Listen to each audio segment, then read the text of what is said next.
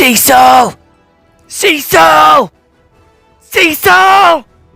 What's poppin', y'all? Welcome back to another YouTube video. Today we're taking a look at another series review, and today we're taking a look at Invincible Season 3.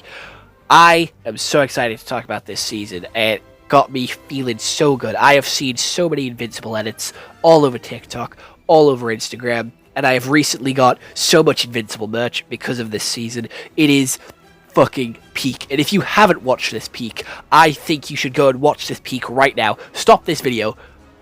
This video isn't as important as you going to watch Season 3 of Peak on Amazon Prime.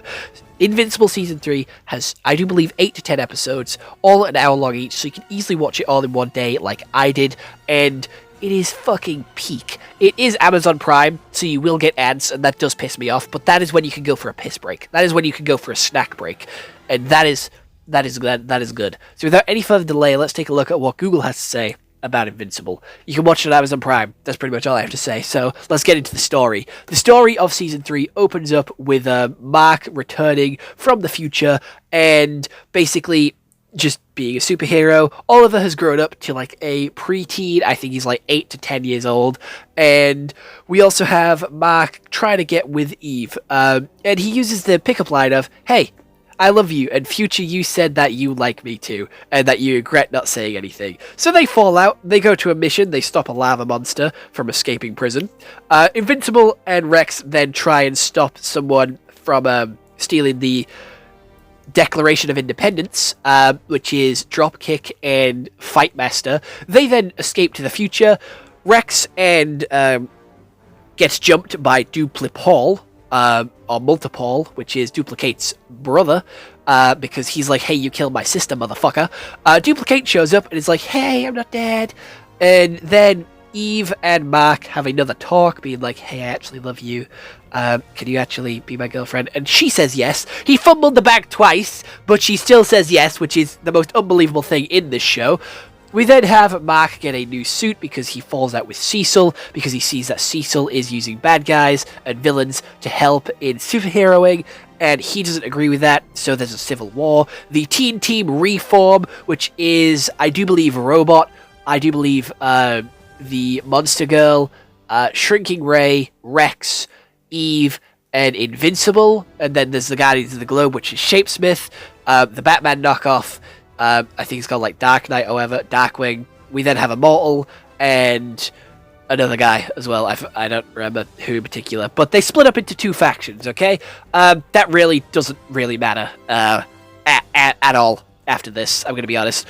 Invincible starts doing his own hero stuff, and he starts his own corporation with Eve, which is called Invincible Inc., which is like, hey, if you need a superhero, just call, and we'll come on our way.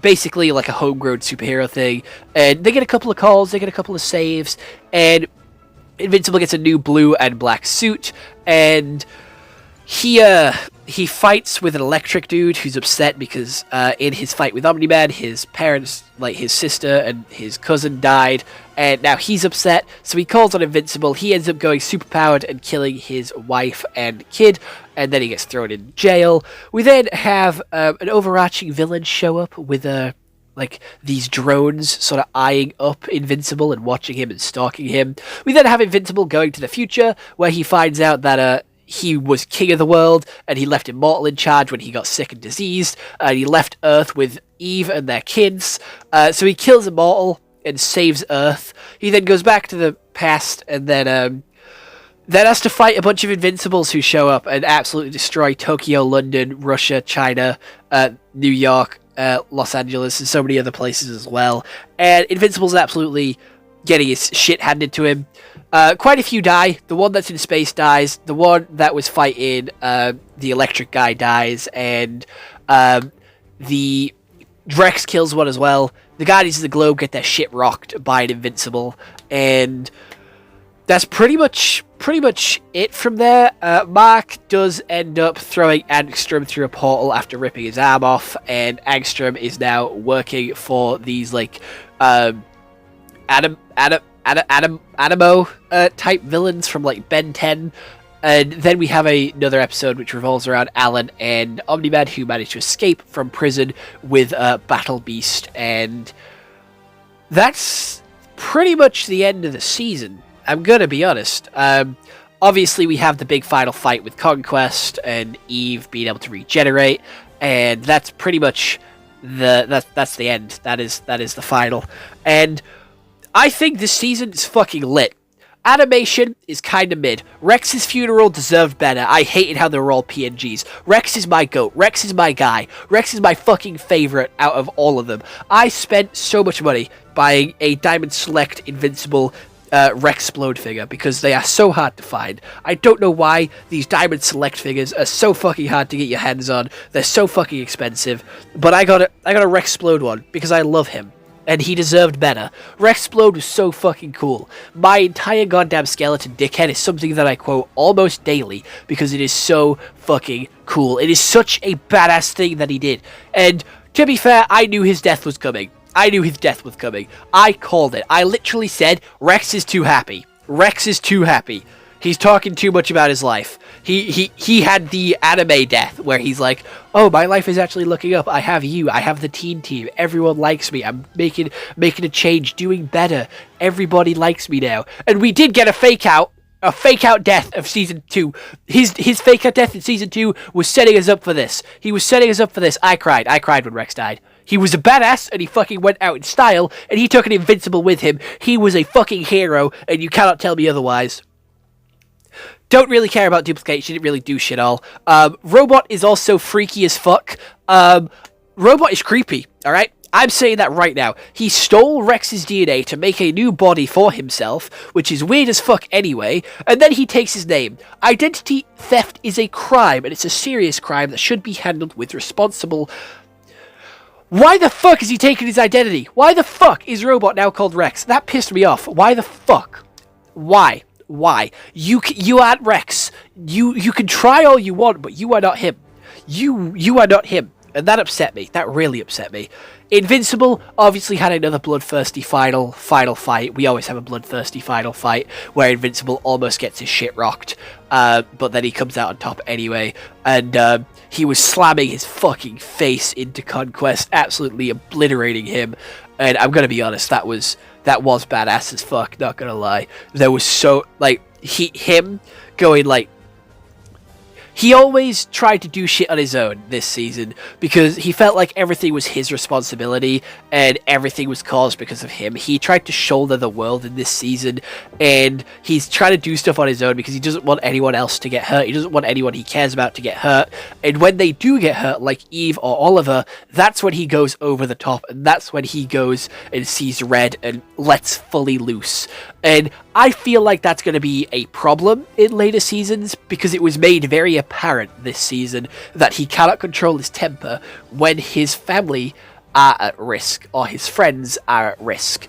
And I quite liked that. I like that subtle little detail, that subtle little foreshadowing there. Maybe not subtle, but, you know, that foreshadowing for a future problem that might occur later. Also, Oliver's a little shit. He isn't sorry. He isn't sorry at all. He's doing the same shit over and over and over again. He is not listening to Mark. He's not listening to Debbie. He is saying, oh, but I just want to help. I'm just a kid and I want to help. Oh, but he deserved it. Now he can't hurt anybody else. He killed the Maulers. No fucking remorse. He wasn't fucking sorry. When he apologizes for shit, he's so monotone, like, sorry, I didn't mean to. He doesn't sound sorry. And I don't know if that's just the actor's fault, or if that's how he was told to say it. Because if that's how he was told to say it, that little shit isn't sorry at all. He doesn't care. He doesn't give a shit. He thinks he's in the right, and he's just apologizing because he knows that's what he has to do. He has to look sorry. He has to look upset. Otherwise, people will be scared of him and try and fight him. He doesn't give a flying fuck. He is a little menace, and he will constantly get himself into dangerous situations because he wants to help. He just wants to fight. He wants to use his powers. I don't think that's the case. I think there's something else going on. He is too much like his dad. He is always going on about Omni-Man. He is always saying how good his dad was. And I know, fair enough, he did have a good vision of his dad. But still, his dad is still a asshole and still a evil dude. And fair enough, he might have changed a little bit, but that doesn't excuse all the shit that he did and all the people that he killed. You can't just overlook that. You can't. I don't care what he did on your planet. You can't just overlook that.